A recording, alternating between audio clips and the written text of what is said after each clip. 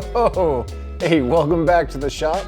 I'm Jason, and today we're finishing up the maintenance on Bertha, my F350 with a 6.7 Powerstroke. Let's jump right into it. So maintenance is kind of ambiguous, I get that. What we're going to be covering today is an oil service. We're going to be cleaning my S&B air filter.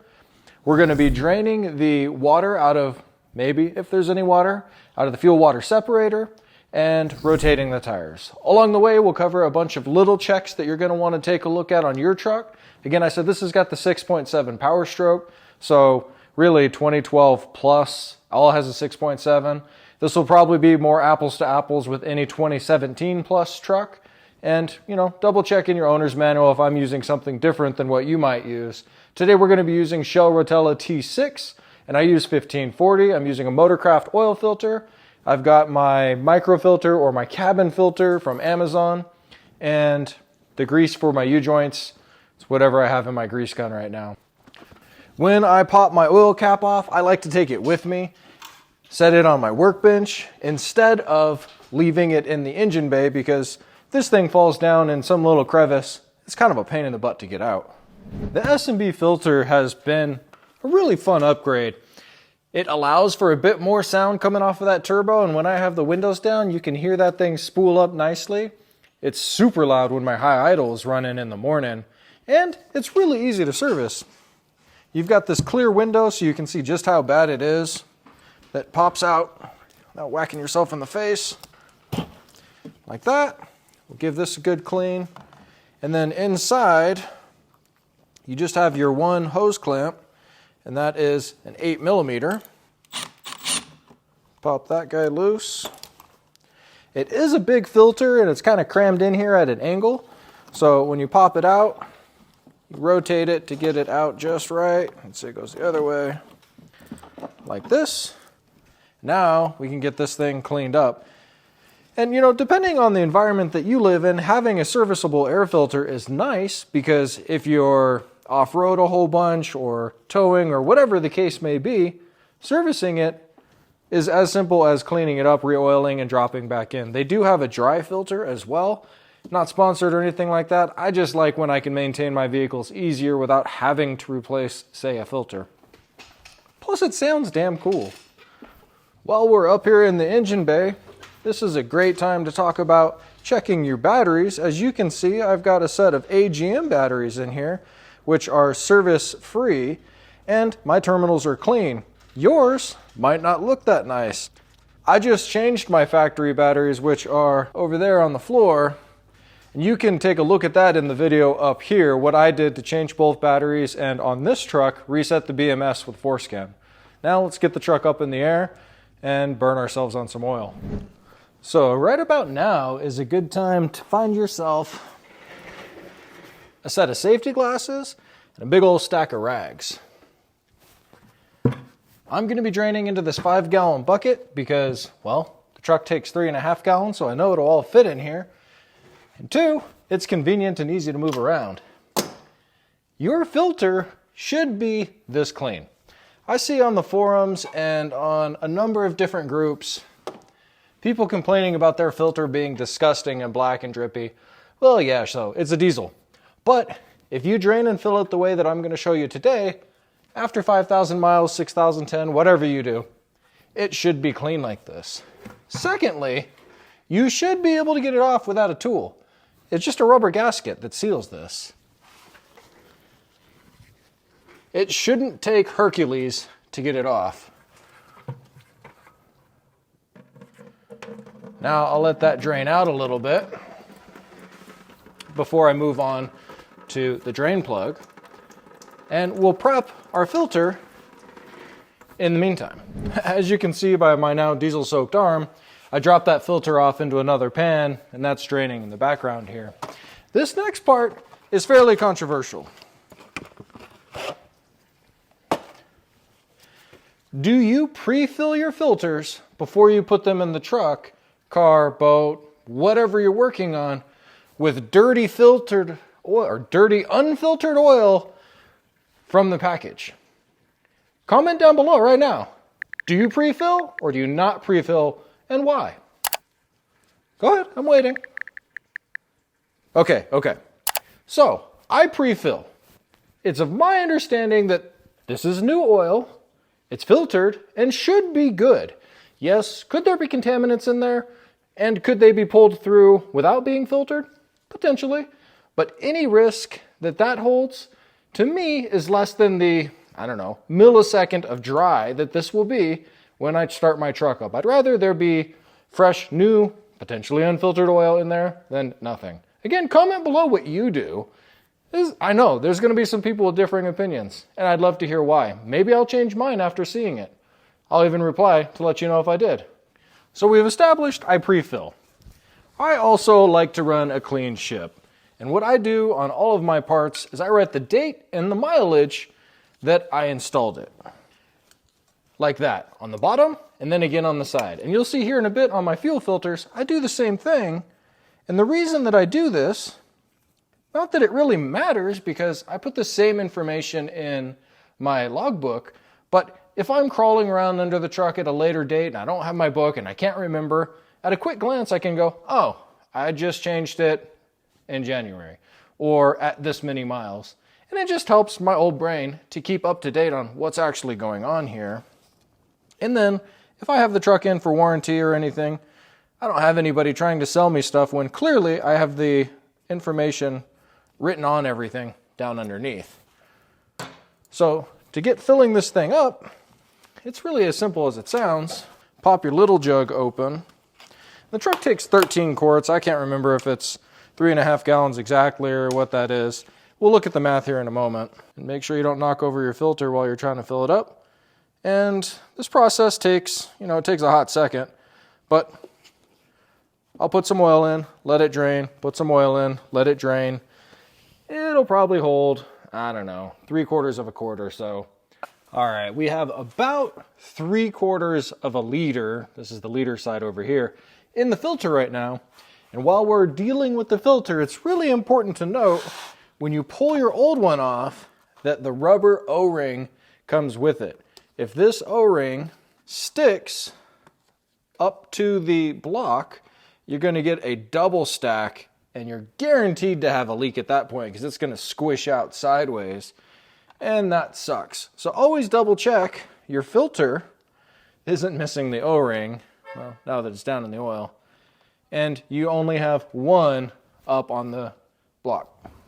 Okay, so living dangerously, how do you make sure that your filter doesn't get soaked with oil? Well, first thing you do is you are patient. And you've gotten to this point where you've got barely a drip coming out and you've coated the O-ring on your new filter already with some fresh oil. You give that a quick wipe. It's clean. Now let's screw on our new filter. And we're only going just tight enough that it seals and doesn't leak. Now on to our drain plug, which is a 16 millimeter. And we've got our bucket. I've got my cart on wheels here. This has a rubber gasket O-ring as well, and a torque spec, which when we go back together, I'll make sure I let you know. So I like to hold the bucket up. Obviously, if you're on the ground, your bucket may or may not fit. You might even be using a different bucket. I have a 5-gallon oil drain bucket too, but this works really well for me. Now, I'm sure some of you are like, yeah, of course it works. You've got a lift. Well, this is actually the first oil change with this lift. As you can tell, I don't have the truck all the way up because I'm still a little leery of 9,000 pounds above my head. I've got 2 jack stands under here in each corner, and I didn't go all the way up. Call me a wimp, call me whatever. I will live to see another day and try again. But as you can see, this is working out pretty nicely. I've got a rag here catching this little bit of a drip as it funnels down. Now, this is the fun part. We wait, right? Nope. Now we move on to double checking everything else underneath the truck. There are really only 2 lube points on these trucks, and that's here at your front drive line. So you've got a lube point here and a lube point on that side. I can't find any on the drive shafts, anything on the rear. I will be lubing all of my steering linkage up front because if I go get an alignment, I want them to be able to adjust it without saying, oh, we're gonna have to replace it, it's too rusty, yada, yada, yada. So double check that all your threads look good on your drain bolt, that your washer still sits up proud and is gonna seal, and let that drain out. You can see here on the front drive line, this is our one zert fitting. I never put a zert gun or a grease gun on a dirty fitting. You don't want to shove any of that down in there. So give it a little bit of a wipe and then grease up both sides. There's only one zert on there. Let's see if I can find a way to show you this. Nothing here, nothing here, just the one. So depress the little nipple there inside, make sure that it moves, and then throw your grease on there, fill up your joint, and move on. Right after spending some time getting those joints greased up and then cleaned, it's been plenty of time for this to drip out dry, or as close as it's gonna get. Put our drain plug back in, and our torque is 19 foot-pounds or 26 Newton meters. Well, my Deca Newton meter torque wrench goes to 25, and my foot-pound torque wrench stops at 30, so I've got this gap in between, which means I'm going to use my calibrated elbow. It really doesn't have to be that tight. Remember, it's got an O-ring seal, so it needs to be obviously tight enough not to come off. So our couple lube points up front would be our drag link and our drop link up here. We have an adjustment joint, an adjustment joint. And if you take your truck to get aligned, these are what they need to move. So I periodically drop a little bit of whatever your favorite rust inhibitor or penetrant. I happen to have WD-40 on hand. Put that in there, and trust me, your alignment tech will love you for this.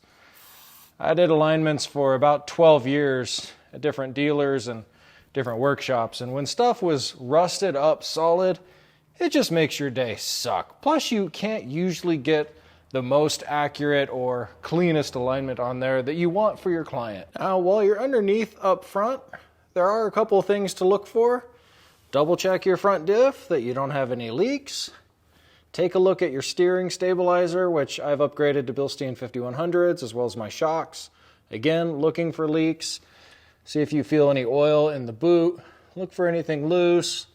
Potentially look for a leak off of the lower oil pan. These trucks are known for that. Make sure your air horns are intact. I have my charging port here for my batteries. Cruising on back. Double check that there's nothing wrapped around your drive line, front or rear. There are no lube points on them.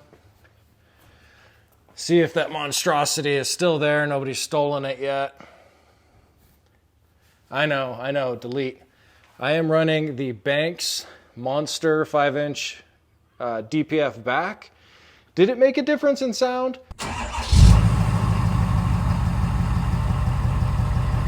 Just a tiny bit. Any power? I'm gonna be honest, there's no way to know. This truck's got so much power right out of the gate. I'm running airbags, and if you're lifting your truck, you probably ripped your airbags in half already, unless you're running airbag pockets like this so that your bag is free. Let me know if you're interested in a video on how those go in. And on the point of my exhaust, I did the black tip and I painted the back, I don't know, little section here. Looks a lot nicer from the outside.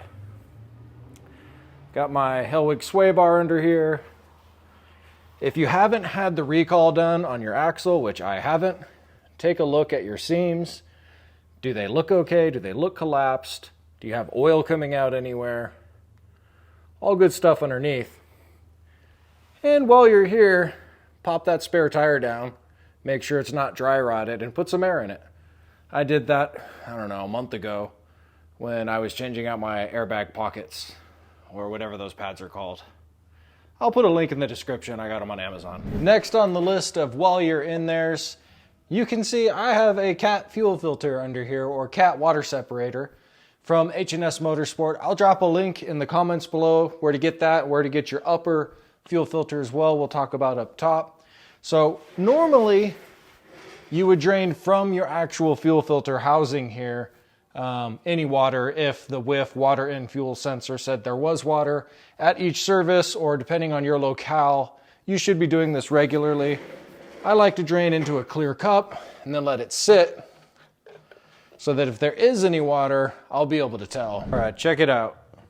If there were water in there, you'd see it on the bottom because oil floats on water, right? And this is diesel fuel oil. It is clean and clear. Now, I'm not a engineer or anything like that, but I use Hot Shots every day, or EDT, in all of my oil service, or not my oil services, all my fill-ups.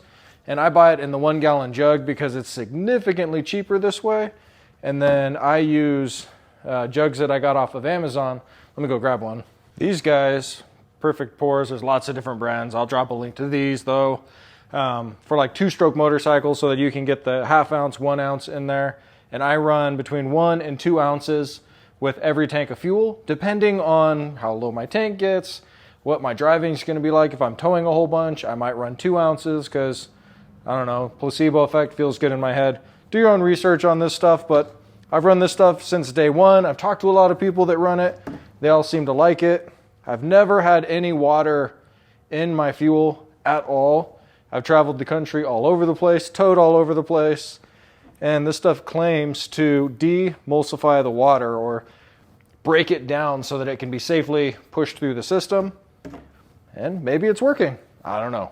Either way, so far, so good. Okay, up next, while you've got the truck jacked up, hopefully on jack stands, we're going to rotate the tires. Ford calls for a front cross, rear straight forward for non-directional tires on a single rear wheel, which is what we're going to do today.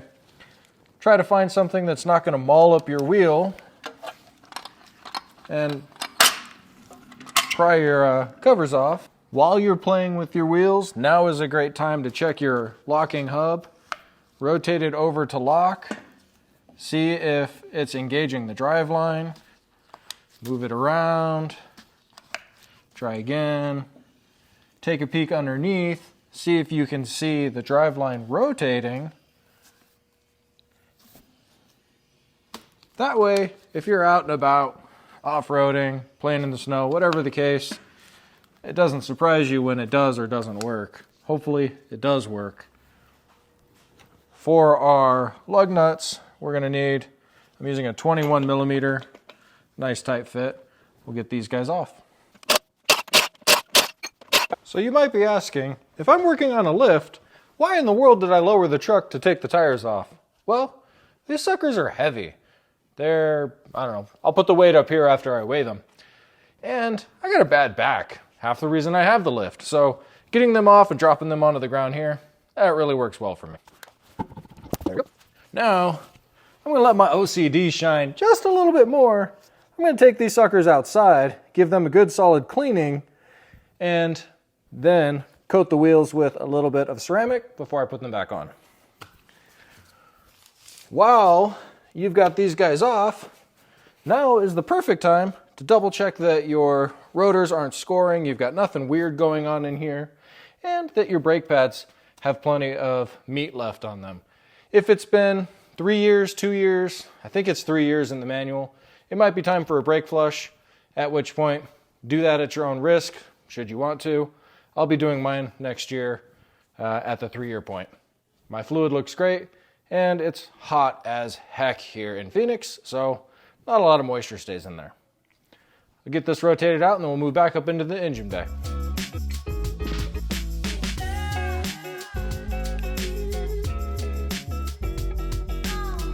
While you've got your wheel off, now's a good time to double check your leafs. Everything's straight.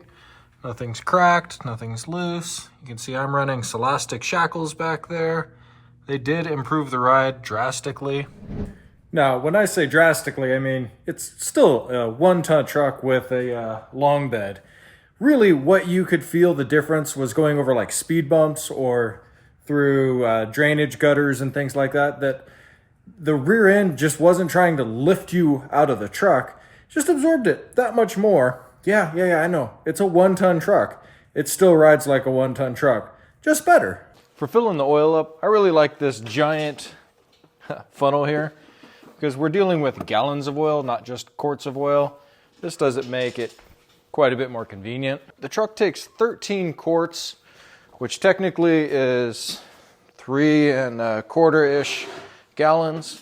So I know that I have to use the whole 2.5 gallon jug. I've already started on the 1 gallon over there. I'll put this one in first, and then I'll leave a gallon in that one, not a gallon, a quart in that one. It'll be easier to just empty this one all the way out. This funnel has a metal screen in it too. I don't know what the rating on it is, but should anything actually get in there, hopefully that helps by catching a little bit. While you're waiting on all this oil to funnel down in there, now's a good time to double check your brake reservoir hasn't emptied out, which means your brakes are low. Double check your coolant reservoir, double check your other coolant reservoir over here for the, I'm guessing, intercooler? Yeah, the liquid to air intercooler. Clean your battery terminals. Check your upper boost hose right here. I don't know if you can see. These hoses like to tear right here. So keep an eye on that. Make sure yours is in good shape. Check your power steering fluid. We're already cleaning the filter.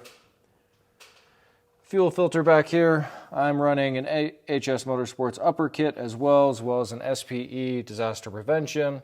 It's not time for me to change the filters. That will be on a future episode. While the oil is draining through my funnel, now is a good time to torque your lug nuts. The torque on at least this truck is 150 foot-pounds. From what I remember, the older trucks it was 160, but I looked up the spec here and it said 150.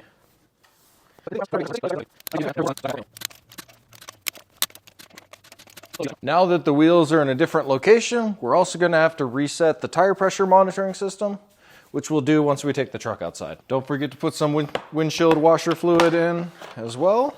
I don't use much, so I don't imagine it's going to take very much. As expected, I went down about that far.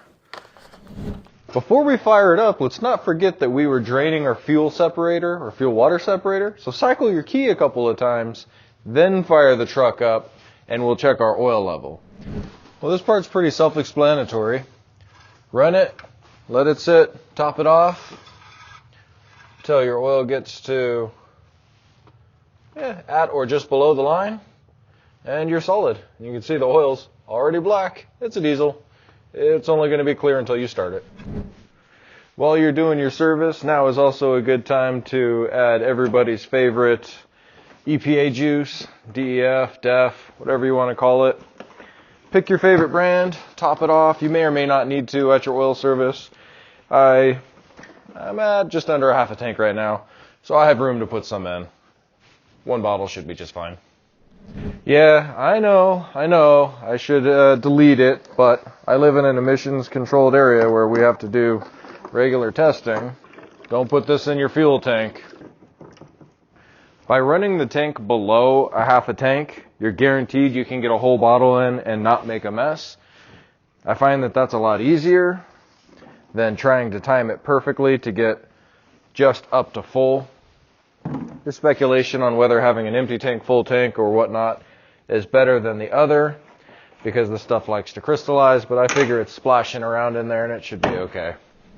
Well, now that we're back inside, let's get our surface indicator light turned off. We're gonna, there it was, maintenance monitor. Go down to oil life. Hold to reset. Pretty simple. All right, we're back in the truck because we need to reset the tire pressure monitoring system. And I don't know if there are any Ford engineers that will be out there and see this video, but whoever designed this, y'all gotta really rethink your systems. Other modern cars, you go into the dash, you go into the onboard monitor, You click reset, you drive around, it resets itself. This ridiculous system, you have to, according to the manual, drive for over 20 miles an hour, or drive over 20 miles an hour for 2 minutes. Then you have to shut the key off, turn the key back on, hit the hazard switch on and off within 10 seconds 3 times. Now you go to the left front, right rear, left rear tire, one at a time, decreasing the pressure until the horn honks once. And if you do anything wrong inside of this procedure, you have to start over. What kind of asinine nonsense is that? I mean, seriously. My X5, you go into the dash, you say reset tire pressure monitor, you drive around, it resets itself. You don't have to lower the pressures or raise the pressures or anything like that. It does it all by itself. It should be smart enough to do that. Hell, the tire pressure sensors on my trailer do it by themselves too. If there's somebody out there, please fix this nonsense. I'm gonna go do my drive, and then I'll be back in the driveway to show you me decreasing the air pressures one at a time and the truck honking at me. I'll make sure I shut my air horns off before I do that. All right, we're back. Let's shut the truck off. We'll turn the key back on. 1, 2, 3. All right, she's honking at us. And it says, whoops, train front left tire. Gotta get my tire pressure gauge. Yoink.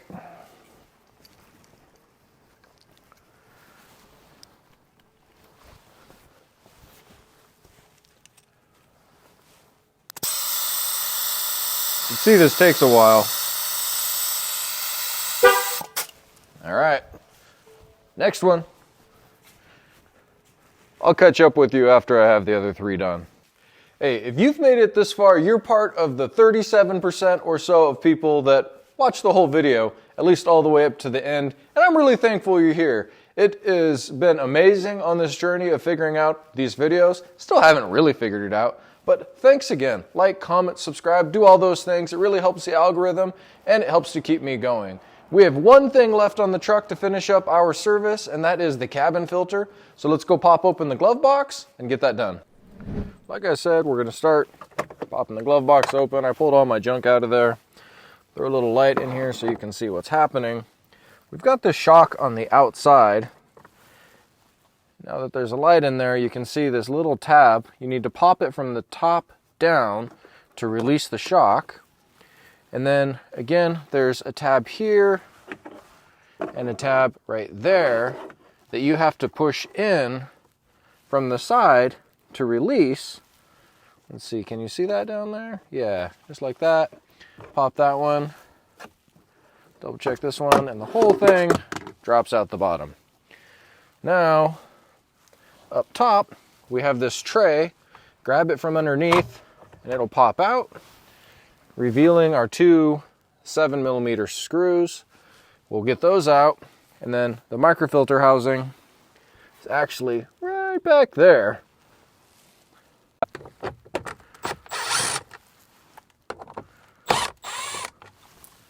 You are going to have some wires connected to your airbag switch here. Reach in from underneath.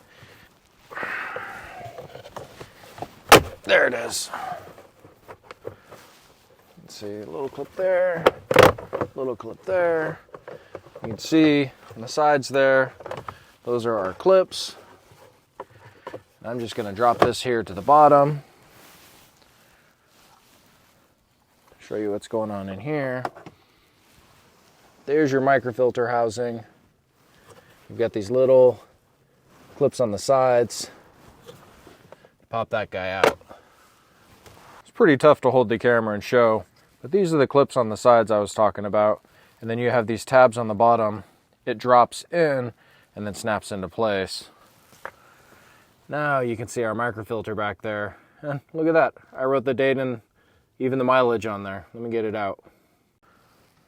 Coming in outside of the sun, pop the pleats open. You can see there's a bunch of dust and debris in there. All right, new filter prepped, date, mileage written on there. Slide it back into place.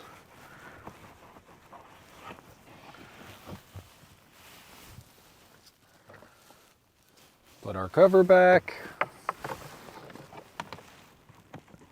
Make sure your lower tabs, these guys go in first, and you'll tilt it up and in.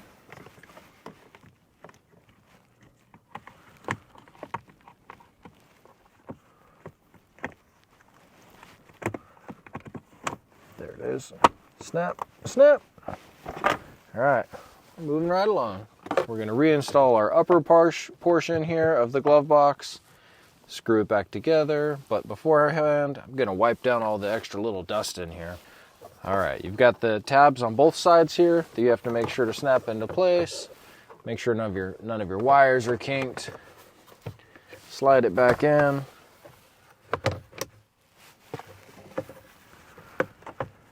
And clip, clip. Now we'll drop our screws in. These don't have to be super tight. They're just going into plastic, just to hold it into place. You can see these are the clips on our upper trim cover that lock in right here. And then just these little plastic hooks pop into the side.